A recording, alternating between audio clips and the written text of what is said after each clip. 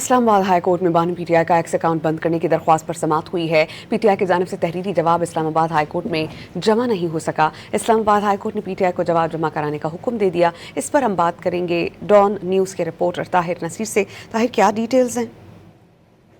देखिए, बानी पीटीआई का एक्स अकाउंट बंद करने की दरखास्त पर समाअत इस्लामाबाद हाई कोर्ट के जस्टिस अरबाब मोहम्मद ताहिर ने की है।